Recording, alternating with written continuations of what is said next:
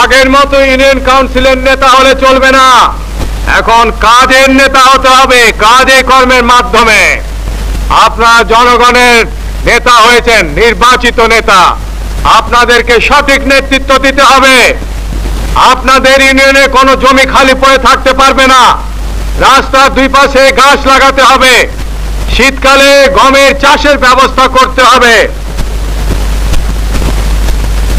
শস্য ইত্যাদি উৎপাদন বৃদ্ধি করার ব্যবস্থা করতে হবে, ফলের উৎপাদন বৃদ্ধি করতে হবে, শাক সবজির উৎপাদন বৃদ্ধি করতে হবে, বেশি করে শাক সবজি খেতে হবে। এবং আরেকটা উৎপাদন আমরা হাতে নিয়েছি, তুলা উৎপাদন।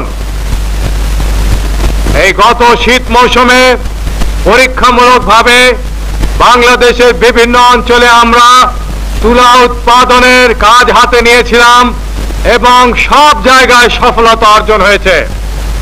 আপনাদেরকে নিজ নিজ এলাকায় আরো অনেক বেশি পরিমাণে তুলা উৎপাদন করতে হবে, যাতে আমরা তুলার চাহিদা দেশের মধ্যে মিটিয়ে ফেলতে পারি। এতে সুবিধা আপনাদের হবে যে ঘরে ঘরে গ্রামে গ্রামে আপনারা তাঁত দিতে পারবেন, নিজেদের কাপড়ের চাহিদা নিজেরাই মিটিয়ে ফেলতে পারবেন, বিদেশ থেকে আর আমদানি করতে হবে না।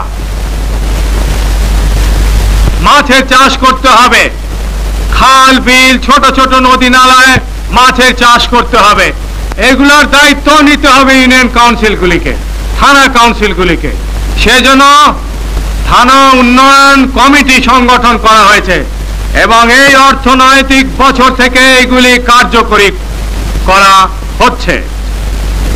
একদিকে যেমন সরকারের তরফ থেকে অনুদান দেওয়া হবে এই থানা উন্নয়ন কমিটিগুলিকে, যে কমিটিগুলিকে আপনারাই চালাবেন, নিজেরা চালাবেন, পরিকল্পনা নিজেরা গ্রহণ করবেন।